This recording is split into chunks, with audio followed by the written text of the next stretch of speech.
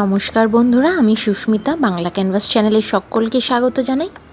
Ice cream, kulfi, falooda এরকম নানান ধরনের ঠান্ডা ঠান্ডা জিনিস আমাদের খেতে কিন্তু খুব ভালো লাগে। আমরা ছোট থেকে বড় সকলে কিন্তু খুব পছন্দ করি। তাই আপনাদের সাথে শেয়ার করছি মালাই কুলফি। চলুন দেখে নেওয়া যাক। আমি 1 লিটার দুধ নিয়ে নিয়েছি।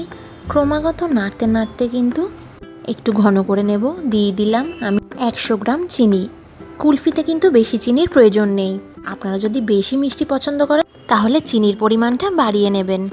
অল্প ঠান্ডা দুধ আমি আগেই তুলে রেখেছিলাম, তার মধ্যে আমি মেশাচ্ছি কাস্টার্ড পাউডার। ভালো করে ঠান্ডা দুধের সাথে কাস্টার্ডটা মিলিয়ে নিয়ে চামচের সাহায্যে, যাতে কোনো দানা না থাকে, আমি এটা কি করব, দুধের মধ্যে ঢেলে দেব।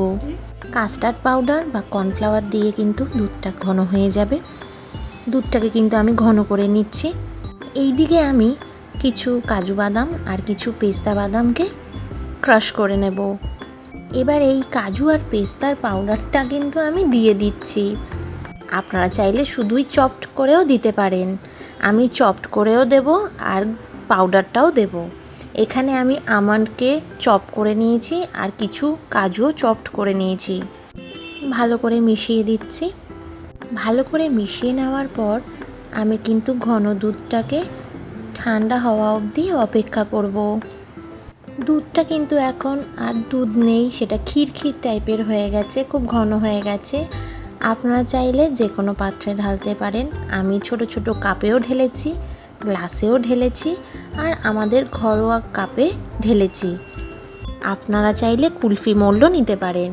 ছোট ছোট বাজারে পাওয়া যায় চায়ের কাপে কিন্তু আমি দুধটা ঢেলে দিচ্ছি। একটা একটা করে কাপে কিন্তু আমি যে ক্ষীরের মতো দুধটা সেটা ঢেলে দিচ্ছি। যে কোনো কিছুর মধ্যেই কিন্তু আপনারা কুলফিগুলো জমাতে পারেন।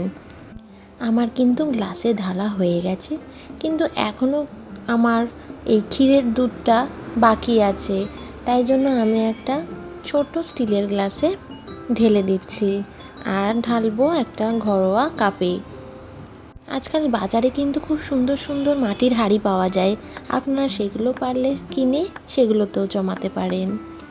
প্রত্যেকটা পাত্রে আমার দুধটা ঢালা হয়ে গেছে। ছোট কাপগুলো ঢোকানোর আগে ওপর থেকে অল্প কাজু আর পেস্তা বাদাম চপড করা অবস্থায় দিয়ে গার্নিশিং করতে হবে। করে এইটাকে ফ্রিজে রেখে দেবো। এবার আমি এগুলোকে সব রাখতে যাচ্ছি 5 থেকে 6 ঘন্টা ডিপ ফ্রিজে। নিচে আর জায়গা নেই, কাপগুলোকে আমি ওপরের তাকে রেখে দেবো। এবার সিলভার ফয়েল দিয়ে কিন্তু কাপের মুখগুলো বেঁধে দিতে পারেন। 6 থেকে 5 ঘন্টার জন্য ভুলে যাব। ফ্রিজ থেকে বার করে নিয়েছি। এবার দেখে নিই খেয়ে কেমন হয়েছে কুলফিগুলো।